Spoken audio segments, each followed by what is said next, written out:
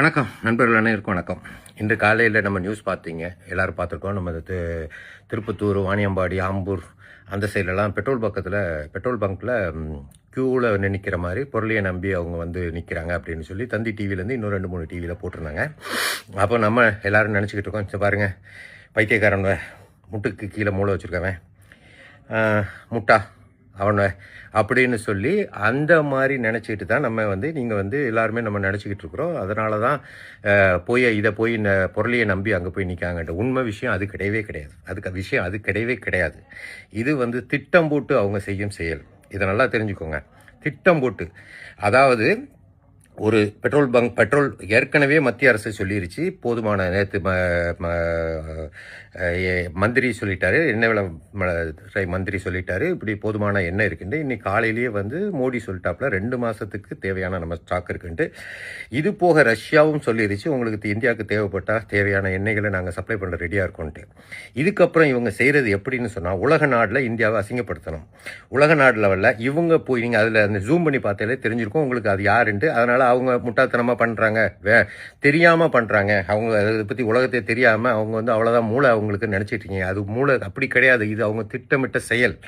அவங்க வேணுமுன்னே இந்தியாவை அசிங்கப்படுத்தணும். இந்தியா இதே மாதிரி போய் பெட்ரோல் பங்க்கில் போய் கூட்டமாக நின்று ஃபோட்டோ எடுத்து உலகத்தில் பார், இந்தியாவை பார், இப்படி இதுக்கு திண்டாடிக்கிட்டு இருக்கு அப்படின்னு சொல்லி இந்தியாவை அசிங்கப்படுத்தணும். இதுதான் அவங்களுடைய முழு நோக்கமே தவிர, இதே ஸ்டெப்பை தான் அவங்க இலங்கையிலையும் எடுத்தப்போ இலங்கையில் என்னாச்சு? இலங்கையில் பொருளாதார ரீதியாக ஏற்கனவே பாதிக்கப்பட்டு மணி நேரமாக க்யூவில் போய் நின்று அவங்க காத்திருந்து பெட்ரோல் வாங்கின நிகழ்வு ஒரு 6-8 மாதத்துக்கு முன்னாடி இருந்ததுனால அவங்க இதை நம்பி பயந்து போய் பெட்ரோல் பங்க்கில் போய் சாரசாரியாக எல்லாரும் போய் நின்று 3 மணி நேரம் 4 மணி நேரம் காத்திருக்கோ பண்ணிட்டாங்க. இதான் நடந்தது.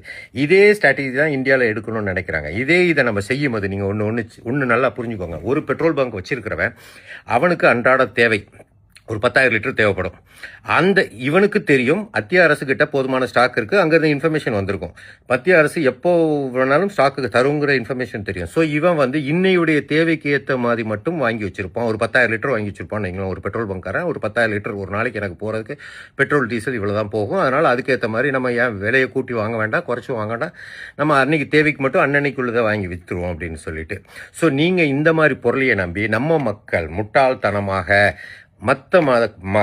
இதை புரிஞ்சிக்காத மக்கள் பெட்ரோல் பங்க்கில் போய் டெய்லி இது உண்மையாக இருக்குமோன்னு சொல்லி நாங்கள்லாம் போய் நேராக பெட்ரோல் பங்க்கில் போய் இருக்கிற காரு, டேங்க்கு, இது இருக்க வீட்டுக்கு தேவையான பெட்ரோலு, டீசலு, தேவையான ஜென்ரேட்டருக்கு எல்லாத்தையும் கொண்டு போய் நம்ம போய் ஒரே நேரத்தில் பெட்ரோல் பங்க்கில் போய் நம்ம நிற்கணுங்கிறதா அவங்க ஆசை. 10,000 லிட்டர் தினமும் வித்துட்டு இருக்கவன்ட்ட ஒரு நாளைக்கு 25,000 லிட்டருக்கு அளவுக்கு போய் வாகனங்கள் போய் நின்னா என்னாகும்? அவனால் கொடுக்க முடியாது. இதனால் நமக்கு தட்டுப்பாடு இருக்கானா? இல்லை, தட்டுப்பாடு இல்லை. சென்ட்ரல் கவர்மெண்ட்டை போதுமான ஆயில் எல்லாம் இருக்குது. ஒரே நாளில் நேராக நீங்கள் எல்லாரும் போய் நின்னா இதே மாதிரி உருவாக்கணுங்கிறதா அவங்க மாஸ்டர் பிளான். இது முழுக்க அவங்களுடைய திட்டம். இலங்கையில் அவங்களுக்கு வெற்றி பெற்றது, இந்தியாவில் வெற்றி பெறாத மாதிரி பார்த்துக்கணும். புரிஞ்சுக்கிட்டு நமக்கு மத்திய அரசாங்கம் என்ன சொல்லுதோ அதுக்கேற்ற மாதிரி நம்ம பண்ணணுங்கிறது தான் என்னுடைய இது. நன்றி, வணக்கம். ஜெய்ஹிந்த், பாரத் மாதா கி ஜெய்.